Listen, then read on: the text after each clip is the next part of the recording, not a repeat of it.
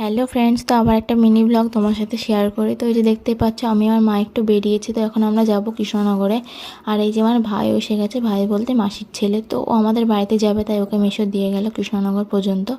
আর তারপর আমরা তিনজনে মিলে গেছিলাম স্টাইল বাজারে। আমার একটা ড্রেস নেওয়ার ছিল, তো ওই যে আমি এই ড্রেসটাই নিয়েছিলাম।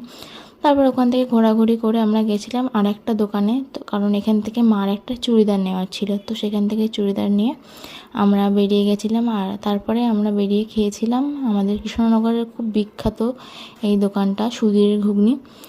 তো তারপরে এখান থেকে গিয়ে আমরা গেছিলাম একটা টেলারের দোকানে, কারণ মার একটা শাড়ির ব্লাউজ পিচ কেটে ব্লাউজটা বানাতে দেওয়ার জন্য।